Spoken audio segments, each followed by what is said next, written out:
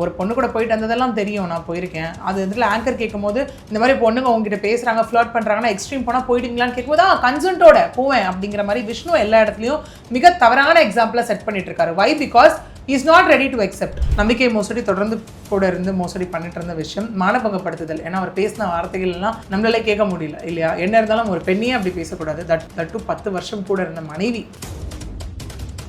இப்போ ஒரு பர்சன் வந்து ஒரு வீடியோ எடுத்து வச்சு அதை வச்சிருக்காங்க அப்படின்னா மேபி ஏதோ ரீசனுக்காக தானே மேம் பண்ணுவாங்க. செல்ஃப் சாட்டிஸ்ஃபேக்ஷன் ஒரு விஷயம் இருக்கு இல்லையா? அந்த வீடியோ எடுத்து வச்சுட்டு அவங்களோட சுய இன்பத்துக்காக எப்படி ஒரு பான் லைக் வீடியோ பார்க்குறாங்களோ அந்த மாதிரியான ஒரு விஷயத்துக்கு பர்பஸ்க்கு எடுத்து வைக்கலாம். அன்லெஸ் ஆர் அன்டில் அது இஷ்யூவாக கிரியேட் ஆகிற வரைக்கும்.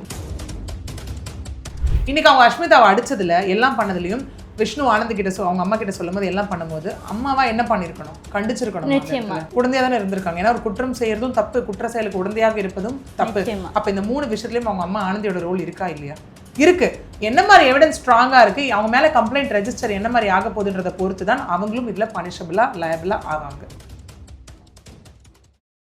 காந்தம் மீடியா நேயர்களுக்கு வணக்கம். இன்று நம்மோடு நேர்காணலில் இணைந்திருப்பவர் வழக்கறிஞர் பிரியதர்ஷினி அவர்கள். வணக்கம் மேம். வணக்கம் மேம். நலமா இருக்கீங்க? நல்லா இருக்கேன். நீங்க எப்படி இருக்கீங்க? நல்லா இருக்கும் மேம். மேம் இப்போ நம்ம வந்து நிறைய விஷ்ணு ஸ்கேம் குறித்து நம்மளுடைய சேனலில் நிறைய பார்த்துருக்கோம். அப்படி இருக்கும்போது ஒரு காலகட்டத்தில் விஷ்ணு அப்படின்னு சொல்லும் போது பெண்களுக்கு எதிரான வன்கொடுமைக்கு அப்படியே பொங்கி எழுந்து பேசினவர் அப்படின்னே சொல்லலாம்.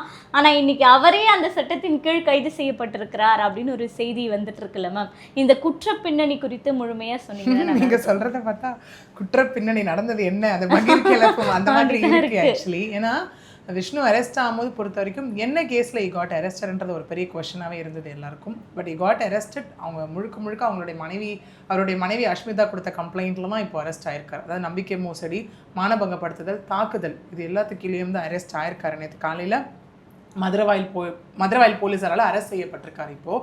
ஏன்னா எல்லாருக்கும் ஒரு பெரிய கன்ஃபியூஷன் இருந்தது, ஸ்கேமில் அரெஸ்ட் ஆனாரோ இல்லை அந்த ஹராஸ்மெண்ட் கேஸில் அரெஸ்ட் ஆனாரோ இல்லை எந்த கேஸில் அரெஸ்ட் ஆனார் அப்படின்னும் போது இது வந்து நேற்று நடந்த இன்சிடென்ட் வந்து கம்ப்ளீட் ட்விஸ்ட் ஆக்சுவலி இல்லையா? அதுக்கும் இதுக்கும் சம்மந்தமே இல்லை. வேற சி நான் அதுதான் இங்கே என்னன்னா, நீங்கள் ஒன்றுனால ஒன்று அஃபெக்ட் ஆகுன்றது வந்துட்டு யாருமே நினச்சிக்க வேண்டாம் சரியா?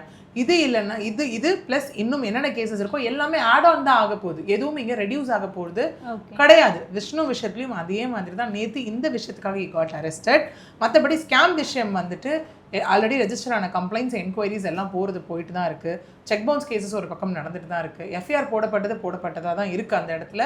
ரெண்டாவது ஹராஸ்மெண்ட் கேஸும் அந்த இடத்துல கம்ப்ளைண்ட் என்கொயரிஸ் போய்கிட்டு தான் இருக்குது. ஸோ இந்த மாதிரி அதுக்கான ப்ரொசீடிங்ஸ் அதுக்கான டியூரேஷனில் அப்படியே போயிட்டு தான் இருக்குது. எதுவுமே லைக் இந்த இடத்துல வந்துட்டு ஸ்டாப் ஆகலை.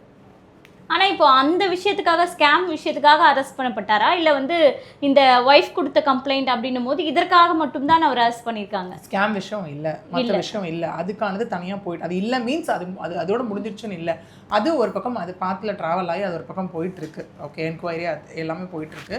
இப்போ முற்றிலுமாக அவர் அரெஸ்ட் செய்யப்பட்டதை பார்த்தோம் அப்படின்னா அவங்க மனைவி அஷ்மிதா கொடுத்த கம்ப்ளைண்ட்னால தான் அவர் நேற்று மார்னிங் வந்து அரெஸ்ட் செய்யப்பட்டிருக்காரு. என்னென்ன பிரிவுகளின் கீழ் அவங்க கம்ப்ளைண்ட் கொடுத்துருக்காங்க? இது வரைக்கும் நமக்கு எஃப்ஐஆர் கம்ப்ளீட்டாக வெளில வரல. It's like so confidential. ஏன்னா விமன் சைல்டுன்றதுனால சென்சிட்டிவ் கான்ஃபிடென்ஷியல். ஒன்று நான் சொன்ன மாதிரி அதான் மானபங்கப்படுத்துதல், நம்பிக்கை மோசடி, தாக்குதல், இதில் அரெஸ்ட் பண்ணப்பட்டிருக்காரு அப்படிங்கிறது தான் விஷயம். ஏன்னா நம்பிக்கை மோசடி தொடர்ந்து கூட இருந்து மோசடி பண்ணிட்டு இருந்த விஷயம் மானபங்கப்படுத்துதல். ஏன்னா அவர் பேசின வார்த்தைகள் எல்லாம் நம்மளால கேட்க முடியல இல்லையா? என்ன இருந்தாலும் ஒரு பெண்ணையே அப்படி பேசக்கூடாது. தட் டு 10 வருஷம் கூட இருந்த மனைவி இல்லையா? மூணாவது வந்து தாக்குதல். ஏன்னா அந்த காரில் உட்காந்து தாக்குனது இன்னும் அவங்க என்னென்னலாம் அவர் தாக்கியிருக்காருன்னு எவிடன்ஸ் கொடுத்துருக்காங்களோ நமக்கு தெரியாது. ஓகே, ஸோ அந்த எவிடன்ஸ் எல்லாமே வச்சு தான் இந்த செக்ஷன்ஸ் எல்லாமே அவர் மேலே போடப்பட்டிருக்கு. நல்லா தானே மேம் இருந்தாங்க 2 பேரும். திடீர்னு இவங்களுக்குள்ள இந்த அளவுக்கு ஒரு பிரச்சனை எதை வச்சு நல்லா இருந்தாங்கன்னு சொல்றீங்க மேம்? அந்த ஸ்கேம்க்கு முன்னாடி கூட நிறைய நம்ம ரீல்ஸ்லாம் பார்த்துருக்கோம். ரொம்ப இணக்கமாக இருந்த மாதிரி தானே ma'am? It's just a projection. அதுதான். ஏன்னா இன்னைக்கு வந்துட்டு ஒரு சோஷியல் மீடியாவில் நடக்கிறத வச்சு அவங்க அப்படி தான் இருக்காங்கன்றதை வச்சு நம்ம எந்த ஜட்ஜிங் ஃபேக்டருக்கும் வர முடியாது இல்லையா? ஏன்னா இன்ஃப்ளூயன்சர் அப்படின்றதுனால சோஷியல் மீடியா கட்டாயமாக இருக்கலாம், இல்லை நம்ம கண்டென்ட் கிரியேஷனாக இருக்கலாம். ஏன்னா எனக்கு இந்த மாதிரி பல இன்ஃப்ளூயன்சஸ் பண்ணுறதுனால எது கண்டென்ட் எது உண்மையை நமக்கு தெரியாமல் போயிடுது. அதுதானே விஷயம். இது எது போட்டாலும் இதில் உண்மை இருக்குமா இல்லை இது கண்டென்ட்டா, இது எந்த லெவலில் இருக்கும் அப்படிங்கிற மாதிரியான கொஷின்ஸ் தான் நமக்கு வருது இல்லையா? ஸோ அதே மாதிரி தான் இந்த விஷயமும் இப்போ ஒருத்தராக. ஏன்னா நீங்கள் ஒன்றும் இல்லை, இது கொஞ்ச நாள் முன்னாடி வரைக்கும், ரொம்பலாம் இல்லை, லாஸ்ட் மந்த் வரைக்கும் கூட வச்சுக்கோங்களேன், விஷ்ணு பேசும்போது என் ஒய்ஃப் மாதிரி இண்டிபெண்ட்டாக இருங்க, அவங்கள மாதிரி சம்பாதிங்க, ஏன் அவங்கள மாதிரி இருக்க கற்றுக்கோங்க அப்படின்ற மாதிரியெல்லாம் பேசியிருந்தாரு. ஸோ அது இவங்க பேசும்போது இல்லை ஏன் பிஸ்னஸ் லாஸ்ன்னு மென்ஷன் பண்ணுறீங்க என் ஹஸ்பண்ட் அந்த மாதிரி கிடையாதுன்ற மாதிரி இவங்க பேசியிருந்தாங்க. பட் இப்போ என்ன ஆயிடுச்சுன்னா, என்ன நீ இவ்வளோ சொல்லிட்டல, இரு உன்னை பார்த்துக்கிறேன் அப்படிங்கிற மாதிரி ஒரு ரிவெஞ்ச் ஃபேக்டராக போகுதோ. சரி, நடந்ததே எஸ் அவங்க நிஜமாவே அஃபெக்டட் அவங்க வெளியில் கொண்டு வராங்க, கரெக்ட். அதுக்காக இவங்களுக்கு நடந்ததெல்லாம் பொய்ன்னு நம்ம சொல்லிட முடியாது. என்ன இருந்தாலும் ஒரு பெண் ஓகே இவ்வளோ தூரம் அவங்க பாதிக்கப்பட்டது வந்துட்டு யாராலையும் ஏற்றுக்க முடியாத ஒரு விஷயம். சும்மா ஒரு அடி அடித்தாலும் நமக்கு என்ன வலிக்குது. அதை தாண்டி எஸ் எந்த ஆணுக்கும் எந்த பெண்ணையும் அடிப்பதற்கான உரிமை கிடையாது, ஒரு ரைட்ஸே கிடையாது. அப்படி இருக்கும்போது இவ்வளோ ட்ரீட் பண்ணுறதுக்கான ஒரு punishment as you has to face that. அதுதான் இந்த இடத்துல விஷயம். பட் அதை தாண்டி இவங்க நல்லா இருந்தாங்களே, அதை பண்ணாங்களே, இதை பண்ணாங்களே போது அது அவரே சொல்லியிருக்காரு இது எல்லாமே கண்டென்ட்டுக்காக அப்படின்னு. அவர் சொன்னதே நம்மளால கேட்க முடிஞ்சது இங்கே. அப்போ அவங்க அந்த ரீல்ஸ்லேருந்து அவங்க பேசினது எல்லாமே கண்டென்ட் தான் அப்படின்னு சொல்ல வரீங்க? எல்லாமே கண்டென்ட் தான், நான் சொல்லலை, அவரே சொல்கிறாரு. Okay ma'am. இப்போ அவங்களுக்குள்ள இந்த பிரச்சனை வந்திருக்குல்ல மேம், இது எதற்காக வந்து உருவாச்சு? அதாவது அவர் வந்து ஏதோ ஒரு பல பெண்களுடன் பழகுறாரு அப்படின்லாம் சொல்லி ஸ்டேட்மெண்ட் கொடுத்துருந்தாங்க. இதெல்லாம் உண்மைதானா மேம்? சரி, அதுக்கும் விஷ்ணு அந்த இடத்துல சொல்லியிருக்காரு எங்களோடது ஓப்பன் ரிலேஷன்ஷிப்ன்ற மாதிரியும் அங்கே சொல்லியிருப்பாரு. நான் ஒரு பொண்ணு கூட போயிட்டு வந்ததெல்லாம் தெரியும், நான் போயிருக்கேன். அது இதில் ஆங்கர் கேட்கும் போது இந்த மாதிரி பொண்ணுங்க உங்ககிட்ட பேசுகிறாங்க, ஃப்ளர்ட் பண்ணுறாங்கன்னா எக்ஸ்ட்ரீம் போனால் போயிட்டீங்களான்னு கேட்கும்போது கன்சென்ட்டோட போவேன் அப்படிங்கிற மாதிரி விஷ்ணு எல்லா இடத்துலையும் மிக தவறான எக்ஸாம்பிளை செட் பண்ணிட்டு இருக்காரு. Why? Because is not ready to accept. முதல்ல அவர் மேலே இருக்க தப்பை அவர் ரியலைஸ் பண்ணவே ரெடியாக இல்லை. ரியலைஸ் பண்ணி ஒரு கில்ட் இருந்தால் தானே ஒரு மாற்றமே அங்கே நிகழும். எதுவுமே இல்லாமல் நான் பண்ணது கரெக்டுன்னு இருந்தால் எப்படி அந்த மாற்றம் அங்கே நிகழும்? கண்டிப்பாக வாய்ப்பு கிடையாது இல்லையா அந்த இடத்துல. ஸோ அப்படிதான் இந்த விஷயமும் இங்கே வந்து போய்கிட்டு இருக்கு இது வரைக்கும். இப்போ இந்த விஷ்ணு வந்து அந்த பழகின பொண்ணுங்களோட அந்த வீடியோஸ்லாம் ஒன்றா இருந்த மாதிரி வீடியோஸ்லாம் வச்சுருக்காங்க. அதை வச்சு ஏதாவது பணம் மிரட்டல் அந்த மாதிரி ஏதாவது பண்ணுறாரா மேம் அவர்? அந்த மாதிரி இது வரைக்கும் எந்த ஃபேக்டர்ஸும் வரல, சரிங்களா? ஏன்னா அது வந்து டு ஒன் எக்ஸ்ட்ரீம். இந்த வரைக்கும் அந்த மாதிரி கேசஸ் எதுவுமே ரெஜிஸ்டர் ஆகலை. ஸ்கேமில் போகிறப்ப ஆமாம் எங்ககிட்ட பேசுகிறாரு, அப்யூசிவாக பேசுகிறாரு, அதில் மிரட்டுறது எல்லாமே ஆடியோ நோட் நம்ம கேட்டிருப்போம். ஓகே, அப்புறம் எஸ் பொண்ணுங்க கிட்ட எவ்வளோ எக்ஸ்ட்ரீமாக போகிறாரு. என்னன்னா இங்கே அந்த பொண்ணையும் நிறைய பேர் தப்பு சொன்னாங்க, விக்டிம் பிளேமிங் ஷேமிங். விஷ்ணுவுமே அதை பண்ணார். ஒரு வேளை ஏதாவது பொண்ணுங்க அவர் அந்த மாதிரி பேசி கூட சேர்ந்து பேசியிருந்தா தப்பு. பட் அண்ணா அப்படின்னு சொல்லியும் இது மாதிரிலாம் பேசாதீங்கன்னு சொல்லியும் ஐ கான் see you as தங்கச்சின்னு போட்டது. அதுக்கப்புறம் அந்த பொண்ணு பேசலையே, அதோட போயிட்டால. அந்த இடத்துல பேசியிருந்தா கன்சென்ட்டோட நம்ம போயிருக்கலாம், பேசலை இல்லை அந்த இடத்துல. ஓகே, ஸோ அந்த இடத்துல எப்படின்னா எந்த பெண்களையும் அவர் இந்த மாதிரி எடுத்து வச்சு த்ரெட்டன் பண்ணுறாரான்னு கேட்டால் இது வரைக்கும் எதுவும் ரிப்போர்ட் ஆகலை அந்த. இல்லை மேம், இப்போ ஒரு பர்சன் வந்து ஒரு வீடியோ எடுத்து வச்சு அதை வச்சிருக்காங்க அப்படின்னா மேபி ஏதோ ஒரு ரீசனுக்காக தானே மேம் பண்ணுவாங்க.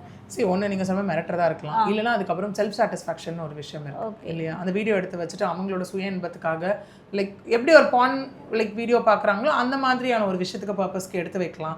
ஸோ எதுக்காக எடுத்து வச்சா நிறைய அந்த இடத்துல ஃபேக்டர்ஸ் இருக்குது. இதுக்காக நம்ம டிஃபைன் பண்ண முடியாது அன்லெஸ் ஆர் அன்டில் அது இஷ்யூவாக கிரியேட் ஆகிற வரைக்கும். கிரியேட் ஆனதுக்கு அப்புறம் தான் இந்த பர்பஸ்க்காக தான் அவங்க அந்த வீடியோ எடுத்து வச்சுருக்காங்கன்னு நம்மளால சொல்ல முடியும். இப்போ அவங்களுடைய மதர் ஆனந்தி அவங்க வந்து அவங்க மருமகளுக்கு சப்போர்ட் பண்ணுறாங்களா, இல்லை இவருக்கு தான் எல்லாமும் உடந்தையாக இருக்காங்களா மேம்? சப்போர்ட்னு இல்லை, ஆனந்தி விஷயம் திரும்ப பார்த்தீங்கன்னா எல்லா இடத்துலையும் அடிப்படுது. ஸ்கேம் விஷயத்தில் பர்சனலாக நானுமே பார்க்கும்போது என்ன நிறைய பீப்புள் அப்ரோச் பண்ணும்போது ஸ்கேம் விஷயம் நம்ம உள்ள இனிஷியேட் பண்ணதுனால அங்கேயுமே நிறைய பேர் சொல்கிற விஷயம் என்னவா இருக்குது அப்படின்னா, ஆனந்தி ஸ்கேமில் பெரிய ரோல்.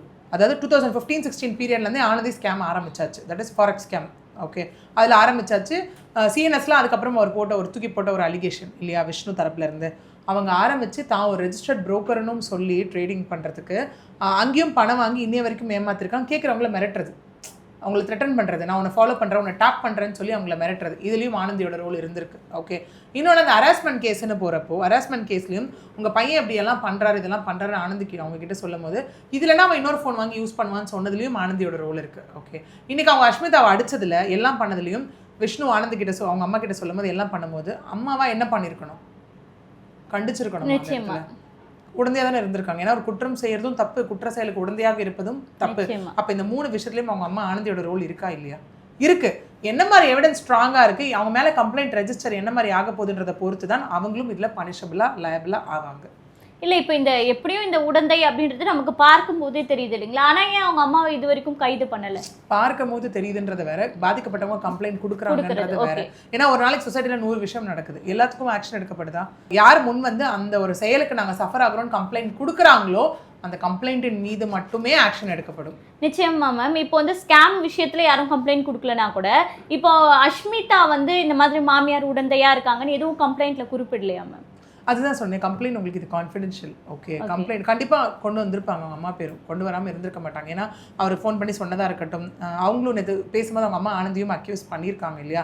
அப்படி இருக்கும்போது கண்டிப்பாக அவங்க அஷ்மிதா கொண்டு வந்திருப்பாங்க, கொண்டு வராமல் இருந்திருக்க மாட்டாங்க. பட் நமக்கு இது கரெக்டாக என்ன கம்ப்ளைண்ட்டுன்னு பார்க்காம இதுதான் ஃபேக்ட்னு நம்மளால் வெளியே வந்து சொல்ல முடியாது. Okay ma'am. ஒருவேளை அவங்க லேடிஸ் அப்படின்றதால உடனடியாக விசாரணைக்கு அழைக்காம இருக்காங்களா, எப்படி எடுத்துக்கலாம் மேம் இந்த அப்படிலாம் கிடையாது. முதல்ல இல்லை என்ன மாதிரி ப்ராசஸ் போகுதுன்றதே which is kept so confidential இல்லையா. யார் யார் கூப்பிட்டு இதில் விசாரிச்சாங்க என்ன ஏதுங்கிறதே கான்ஃபிடென்ஷியலாக தான் இருக்குது. ஏன்னா ஒரு என்கொயரி ப்ராசஸ் போகுது அப்படின்னா அது கண்டிப்பாக கான்ஃபிடென்ஷியலாக தான் வைக்கப்படும். அது அன்லெஸ் ஒரு அண்டில் அடுத்தது ஒரு விஷயம் வெளில வரப்போ தான் நமக்கு அதோட ப்ரொஜெக்ஷன் கிடைக்கும். ஓகே, அந்த மாதிரி இவங்க கம்ப்ளைண்ட் கொடுத்தாங்களா இல்லை கூப்பிட்டு அவங்க விசாரிக்கப்பட்டாங்களா அப்படிங்கிறது எல்லாமே நமக்கு அடுத்தடுத்த கட்ட அப்டேட்டாக தான் நமக்கு தெரியும். Okay ma'am. இப்போ வந்து ஏதோ 35 லட்சம் கூட நான் அவருக்கு, அதாவது விஷ்ணுக்காக கொடுத்து அவரை போலீஸ் ஸ்டேஷன்லேருந்து நான் எடுத்துகிட்டு வந்தேன் அப்படின்ற மாதிரி அஷ்மிதா சொல்கிறாங்கல்ல மேம். எந்த விஷயத்துக்காக அவ்வளோ செலவு பண்ணியிருக்காங்க அவங்க? அதை பற்றின எந்த ஒரு இதுவுமே நமக்கு கிடையாது. ஏன்னா 35 lakhs போலீஸ் ஸ்டேஷனோட முன்னாடி அவர் எதில் மாட்டிருக்காரு என்ன மாதிரி அப்படின்ற மாதிரி எந்த ஒரு விதமான எக்ஸ்பிளிசிட்டான விஷயமும் இங்கே இல்லை. ஓகே, அது வரைக்கும் வேற விஷ்ணு அப்புறம் ஸ்கேமு அது தெரிஞ்சது, சைலண்டாக போயிட்டு இருந்தது. விஷயத்தை ரெட்டிட்லேருந்து ஒரு அவேர்னஸாக கொண்டு வந்தோம். அதுக்கப்புறம் பெரிய ஒரு பூகம்பமாக இந்த விஷயம் வந்துச்சு.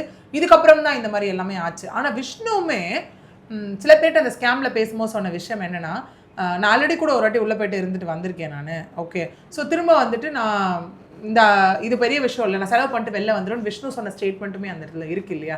ஸோ அது என்ன டீட்டெயிலுக்காக எதுக்காக அப்படிங்கிறது ஸ்டில் கிளாரிட்டி இல்லாமல் தான் இருக்குது. இல்லை மேம், இப்போ விஷ்ணு கேஸில் நீங்கள் இவ்வளோ பார்க்குறீங்க, நிறைய கேஸ் மூவ் பண்ணுறீங்க, அப்படி இருக்கும்போது என்ன டீட்டெயில் அந்த பழைய டீட்டெயில் தெரியலைங்களா உங்களுக்கு? பழைய டீட்டெயில் எதுவுமே இதில் ரிஃப்ளெக்ட் ஆகல. ஓகேங்களா, ஏன்னா கம்ப்ளைண்ட்ஸ் ரெஜிஸ்டர் ஆச்சு அப்படிங்கிறது தான் விஷயமா இருக்குது. பட் அவர் ஜெயிலில் போய் இருந்துட்டு வந்தாருன்ற மாதிரி எந்த வித கிளாரிட்டியும் நமக்கு இல்லை அந்த இல்லை. Okay ma'am. ஏன்னா தொடர்ந்து use involving in this trading கண்டினியூஸாக பீப்புள் கிட்ட பேசுறது வைக்கிறது அந்த மாதிரி தான் இருந்திருக்காரு. ஸோ யாருமே அந்த பாயிண்ட்டை சொல்லலை. இப்போ அவங்க ஒய்ஃப்க்கு அப்போ ஆரம்பத்துலேருந்து ஏதோ ஒரு விதத்தில் இவர் இந்த மாதிரியான போலீஸ் கேஸ் அப்படின்னு அலைஞ்சிட்டு இருக்கிறது தெரியும் இல்லை மேம். ஆனால் அவங்க எப்படி இத்தனை வருஷம் அமைதியாக இருந்துட்டு இப்போ திடீர்னு இந்த மாதிரி பண்ணுறாங்க அப்படின்னு ஒன்று யோசிக்கிறது? அதுக்கு பதில் அவங்க தானே சொல்லணும். ஏன்னா it is their family matter. Okay, ஏன் இவ்வளோ நாள் சகிச்சுட்டு இருந்தாங்க, என்ன சகிச்சுட்டு இருக்க வந்துச்சு, எப்போ அவங்களுக்கு உண்மைகள் தெரிஞ்சது, ஏன் இப்போ வெளில வந்தாங்க, எல்லாத்துக்குமான பதில் அவங்க தான் சொல்லணும் அந்த இடத்துல. நம்ம வெளிலேருந்து பார்க்கும்போது லீகலாக ஒரு விஷயம் ப்ரொசீட் ஆகுதா, இது ப்ரொசீட் ஆனால் என்ன மாதிரியா போகுது, ரெண்டு பேரும் என்ன பண்ணிட்டு இருக்காங்க, இது தப்பா சரியா அப்படிங்கிறத இன்டர்பிரேட் பண்ணி தான் நம்ம ஒரு அவேர்னஸ் கொடுக்க முடியும் இந்த இடத்துல. பட் மற்றபடி உள்ள என்ன நடந்தது, எந்த ஃபேக்டரை யோசிச்சு அவங்க அமைதியாக இருந்தாங்க, எந்த ஃபேக்டரை யோசிச்சு அவங்க இப்போ வெளியில் வந்திருக்காங்க, இது எல்லாமே அவங்க மட்டும்தான் நமக்கு தெளிவாக சொல்ல முடியும். மேபி இந்த ஸ்கேம் டீட்டெயில்ஸில் இப்போ இவர் கைதாக போகிறாரு, நம்மளும் வந்து இந்த மாதிரி ஏதாவது கேஸ் கொடுத்தோன்னா நம்ம தப்பிச்சிடலாம், வெளியே வந்துடலாம் அப்படின்ற மாதிரி ஒரு ஃப்ரேம் உருவாக்குறாங்களா ஆடியன்ஸ் மத்தியில்? அப்படியே ஏதாவது உருவாக்குனாலும் தப்பிக்க முடியாது. ஏன்னா எவிடன்ஸ் நான் தான் முதலே சொன்னேன், இதில் அவங்க இன்வால்வ்டா இல்லையா அஷ்மிதான்னு கேட்கும் போது எவிடன்ஸ் வேணும். எனக்கு ஒரு வேளை விஷ்ணு வந்ததில் ஏதாவது அவங்களுக்கு அமௌண்ட் கொடுத்துருக்கலாம், டிரான்சாக்ஷன்ஸ் ஏதாவது இன்னும் அவுட் இருக்குன்னா எஸ், அது ஒரு ப்ரூஃப், ஒரு சப்போர்ட்டிவான ப்ரூஃப். எதுக்கு உங்கள் பணம் இங்கே வந்துச்சு, எதுக்கு இது போச்சுன்னு நம்ம கேட்கலாம். பட் அது மாதிரி எதுவுமே இல்லாமல் ஜஸ்ட் ஆன் சஸ்பெக்ட் நோட் நம்ம அதை வந்து கன்க்ளூசிவாக கொண்டு வர முடியாது. அப்படியே ஒரு வேலை இருந்தாலும் இந்த விஷயத்தை காமிச்சு அந்த விஷயத்துலேருந்து தப்பிக்க முடியாது. If in case that is going to be a true thing, okay, தப்பிக்க முடியாது. எத்தனை ஆக்டிவிட்டீஸ் அவங்க பண்ணாலும் அத்தனை ஆக்டிவிட்டீஸ்க்கான விஷயம் என்கொயரி உள்ளே போக தான் போகுது. இப்போ இந்த கேஸ் அடுத்த கட்டம் எப்படி மேம் போகும், எதை நோக்கி போக போகுது?